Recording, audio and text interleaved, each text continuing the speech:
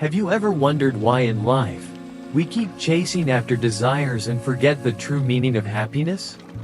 Can what we crave, money, fame, or love, really bring us the peace we are looking for?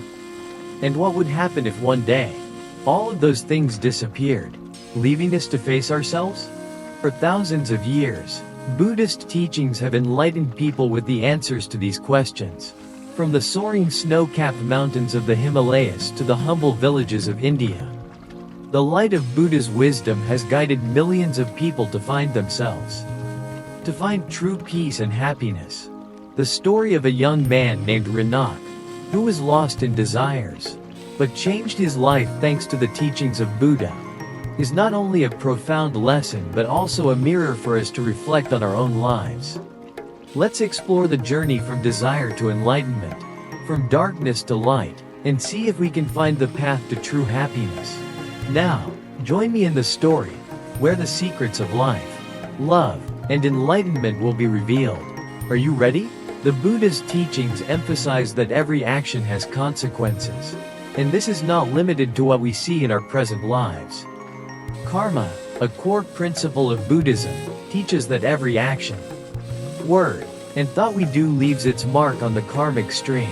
In Ranak's story, living in a life of indulgence in desires has blinded him to his own worth and the precious resources he has. This is a lesson in morality, an important part of the Noble Eightfold Path. The Buddha once told the story of a wealthy merchant who spent his life accumulating wealth without ever helping anyone. When he died, his vast fortune did not bring him happiness, and he was reborn as a hungry ghost, suffering eternally because of his insatiable greed. This reminds us that it is not wealth or desire that is the core issue. The issue lies in how we use and appreciate what we have. Precepts help us balance personal needs and the good of the community, while protecting the mind from defilements such as greed, anger, and delusion. Desire is one of the most powerful forces in human life. It can drive us to create, build, and seek connection, but when not controlled and directed properly, desire can also be the source of suffering, division, and loss. In Buddhism, desire is not seen as evil or to be completely eliminated, but rather as a source of energy that needs to be transformed for spiritual and intellectual growth. Ranak's story is a clear demonstration of transforming desire into wisdom and compassion. Initially, he was caught up in the vortex of physical desires, living a life of indulgence and disregard for the consequences. But an encounter with the Buddha helped him realize that desire is not just a source of personal satisfaction, but also a gateway to inner freedom if properly understood and controlled. In Buddhist scriptures, desire is described as one of the main factors of the 5 hindrances, the things that prevent the human mind from reaching peace and enlightenment. However, desire is not seen as entirely negative. The Buddha taught that it is a natural part of being human. But the problem lies in how we deal with it. Uncontrolled desire. When desire dominates life, it turns into craving, a constant craving that leads to suffering and dissatisfaction. Like Ranak, his indulgence in meaningless relationships caused him to lose his self-worth, and created negative karma for both the present and the future. Transformed desire. Desire, if properly understood, can become a driving force for love, creativity, and compassion. In Ranak's case, he learned that desire should not be suppressed but rather directed to build relationships based on respect and responsibility. The Buddha did not teach people to avoid or destroy desire, but advised us to use wisdom to transform it. This is an art of living, requiring deep understanding and persistent practice. 3 steps to transform desire in Buddhism. 1 is recognizing desire. The first step is to recognize and accept the existence of desire in yourself without judgment. Meditation is an effective method to observe the mind and identify the desires that arise. Practical example. When you feel caught up in a certain desire, you can pause, take a deep breath and ask yourself, where does this desire come from? Will it bring benefit or suffering? 2 is understanding the nature of desire. The Buddha taught that all desires are impermanent, anicca. They come and go like waves on the surface of water. When we realize that desire is not our true nature, we can let go of our excessive attachment to it. An illustrative story. Once, a disciple of the Buddha asked, "Venerable Sir, I am always distracted by desires. How can I get rid of them?" The Buddha replied, "Look at it like a fire. The fire burns because it has fuel. If you stop adding fuel, the fire will go out by itself." 3 is redirecting desire. Once you have recognized and understood it, the final step is to redirect desire towards higher goals. This not only brings peace but also helps us create value for ourselves and the community. Example from Ranak's story. After learning from the Buddha, Ranak turned desire into a driving force to build a relationship based on genuine love and respect. Desire, when combined with compassion, becomes a force that creates rather than destroys. Compassion helps us see people not as objects to satisfy our desires, but as companions on the journey of life. Wisdom helps us gain insight into the nature of desire, thereby freeing our minds from its control. Instead of being dragged along by desire, we can master it and direct it in a meaningful way. Another story. The Buddha once told of a swordsmith. This man spent his whole life forging sharp swords, but he never understood that each sword he forged could cause harm. One day, he met the Buddha and realized that instead of making swords, he could use his skills to forge plows, helping farmers grow crops and feed their families. He changed jobs, and from then on lived a happier and more meaningful life. Desires in the modern world can manifest in many different forms, from addiction to technology, to uncontrolled shopping, to the search for social approval. We need to practice transforming these desires to find balance and peace. Mindfulness meditation.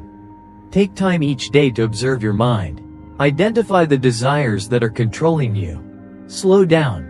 Pause in important moments. Reflect on your decisions. Build sincere relationships. Instead of looking for instant gratification, invest time and energy in meaningful relationships. Connect with readers, viewers. Ranak's story, though told in an ancient setting, is still relevant in the modern world. It asks a question that each of us faces. How can we overcome the control of desire and live a more meaningful life? Are you ready to embark on a journey of self-discovery, transforming desire into wisdom and compassion? The answer lies within you, if only you have the courage to face it. The Noble Eightfold Path is the path to peace. The Noble Eightfold Path is the heart of the Buddhist teachings, guiding people to abandon suffering and attain liberation. Each element of the Noble Eightfold Path is closely linked, forming a comprehensive path leading to peace and enlightenment. Let's analyze each element in detail and its practical significance in modern life. Right view, correct understanding. Right view is the understanding of the true nature of life, especially the understanding of the Four Noble Truths: suffering, the cause of suffering, the cessation of suffering, and the path leading to the cessation of suffering. Practical application. In life, right view helps us see things with wisdom instead of temporary emotions. For example, when faced with failure, instead of blaming fate, we understand that failure is the result of certain causes. From there, we can change our actions to achieve better results. Right thought, right thought. Right thought is about developing compassion and letting go of negative thoughts such as greed, anger, and delusion. Practical application. Right thought is not just about controlling thoughts but also about how we shape our attitudes in life. A person who practices right thought will focus on helping others, not on jealousy or harboring hatred. Right speech, right speech. Right speech is about avoiding lying, harsh speech, divisive speech, or frivolous speech. Speech should bring harmony and benefit to the listener. Practical application. In the age of social media, right speech is more important than ever. Sharing false information or inciting hatred can have serious consequences. Practicing right speech means telling the truth and avoiding hurting others through your words. Right action, right action. Right action is the practice of actions that do not harm oneself or others, including observing the 5 precepts: not killing, not stealing, not committing adultery, not lying, not using intoxicants. Practical application. Right action is not limited to observing the precepts but extends to everyday actions. A person with right action will live in harmony with nature, avoiding overusing resources or harming the environment. Right livelihood, right livelihood. Right livelihood is seeking a livelihood that does not harm others or is unethical. Practical application. In a modern context, right livelihood can be understood as choosing a job that does not destroy the environment, does not cheat customers, or does not exploit illegal labor. Right effort, right effort. Right effort is the effort to develop good qualities while eliminating negative things from the mind. Practical application. Persistently practicing meditation, studying or working with a sense of responsibility is a manifestation of right diligence. A person who constantly strives will achieve maturity in both spirituality and wisdom. Mindfulness, right attention. Mindfulness is always being awake, clearly aware of all your thoughts, words and actions in the present. Practical application. Practicing mindfulness helps us avoid distraction and stress. For example, instead of eating while scrolling through your phone, focus on the meal, feel the taste and be grateful. Right concentration, right concentration. Right concentration is focusing the mind on good things and wisdom through meditation.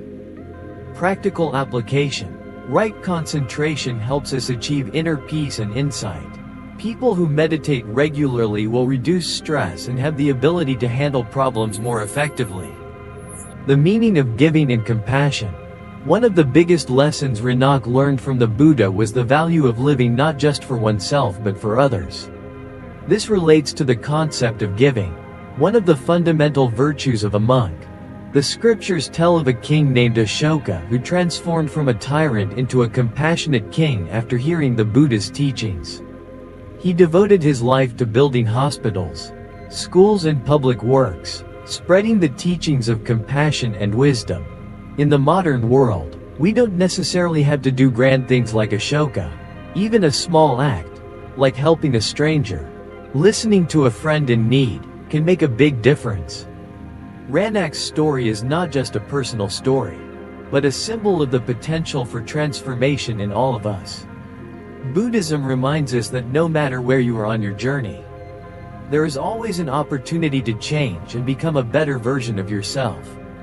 Remember, life is impermanent. Every moment is an opportunity to live with wisdom, compassion, and awareness. As long as you have the courage to walk, the path to enlightenment will open up before you.